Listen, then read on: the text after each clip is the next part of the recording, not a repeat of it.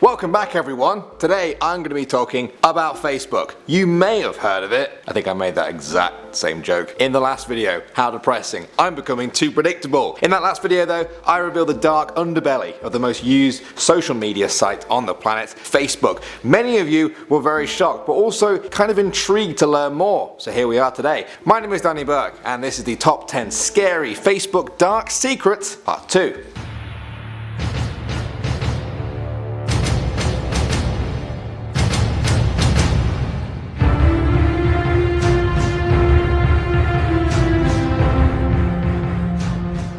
Starting off at number 10 now, we have the Messenger scans. In April 2018, Bloomberg reported that Facebook scans every link and image that you send to your friends and family on Facebook Messenger. Facebook said they do this so that they can flag content that goes against their terms and conditions. In a statement, they gave an example of their scanning as a tool to detect and stop child exploitation imagery, as their system will scan it and then flag it to their attention. Now they say the same works for links that people send you being scanned for malware or viruses. This may sound good on paper, but in practice many people are unhappy with the idea of Facebook literally scanning every picture or personal link that they send, whether or not it's a machine doing it. At the end of the day, I think this one comes down to, like so many things, how much you value safety and fighting crime compared to your own privacy. I'd be interested to hear where the line is for you in the comments section. Next up at number 9 now, we have deleted videos. In the last video we talked about Cambridge Analytica, the company that gathered information about millions of Facebook users to sell it on for political purposes. One of Facebook's responses to the scandal was to allow people to download their own data and see for themselves what Facebook has been storing about them. To people's horror, they found that Facebook had stored videos that they had deleted. They were still present in Facebook's archives and available for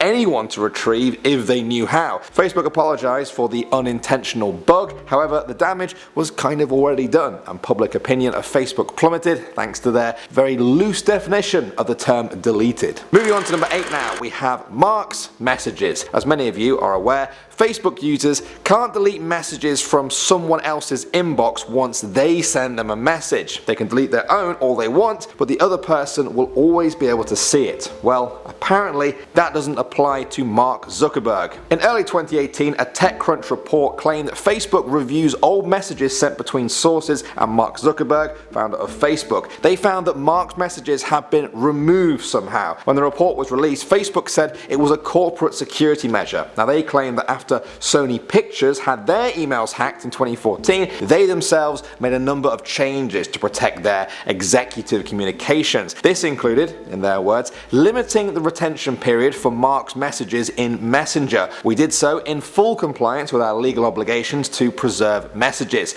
Now, whether or not you think it's fair that this privilege isn't extended to other Facebook users, one question still remains: why didn't Facebook publicly disclose this? Moving on to number 7 now, we have the Facebook killer. Now, nobody will say this one is Facebook's fault, but it's still something I think they would like to downplay. On April 16th, 2017, 74-year-old Robert Godwin Sr. was shot and killed while walking on a sidewalk in Cleveland, USA. The suspect was 37-year-old Steve Stevens. He posted a video of the shooting onto his Facebook account. This led many media outlets to dub him the Facebook killer. Now, while this was obviously not Facebook's fault, they did get some criticism. Some people felt that the video should not have even been allowed up on Stevens' Facebook page for the 2 hours that it was there before being taken down. A few weeks later, Facebook announced that it was adding additional personnel to their team to proactively screen Facebook Live content for violent and other inappropriate sources. Moving on to number 6 now, we have Russia.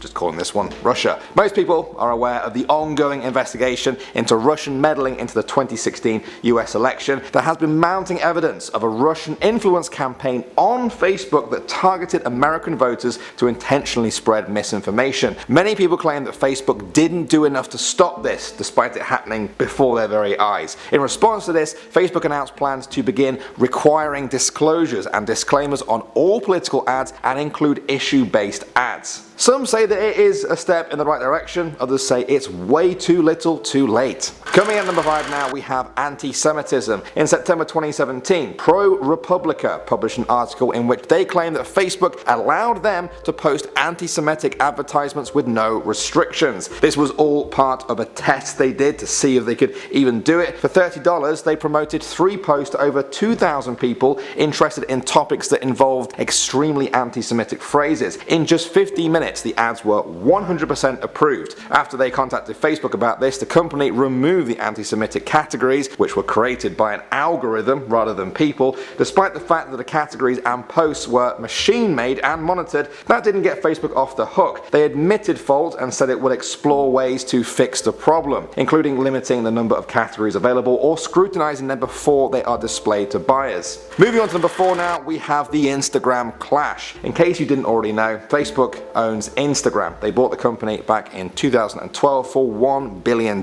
In the years since then, many people thought that the two companies had quite a harmonious relationship. However, behind the scenes it was a very different story. Rumors of a rift between them were confirmed in September 2018 when Instagram co-founders Kevin Systrom and Mike Krieger announced they would be leaving the company. This was amid reports that their departure might be due to an increase in meddling by Mark Zuckerberg. That is right. They felt that Mr. Zuckerberg was getting far too involved with their company to the point where they felt the only option was to leave. Now officially they said they were leaving to explore their curiosity and creativity again. Experts think they were trying to run Instagram more independently than Facebook would have liked them to. The companies had worked together well for the past 6 years, but it's thought that something happened behind the scenes in the last few months that caused this rift between them. Next up at number 3 now, we have hate speech. In April 2018, Vox published an interview with Mark Zuckerberg which got him into hot water with a lot of people. He said he had helped to silence anti-Rohingya propaganda through the Facebook Messenger scans that we talked about before. That crisis involved 650,000 Rohingya refugees being forced to flee Bangladesh following persecution. Organisers in Myanmar were furious about Zuckerberg's claim. 6 groups there signed a letter to Zuckerberg that stated, "Though these dangerous messages were deliberately pushed to large numbers of people, many people who received them say they did not personally know the sender. Your team did not seem to have picked up on the pattern. For all of your data, it would seem that it was our own personal connection with senior members of the team which led to the issue being dealt with."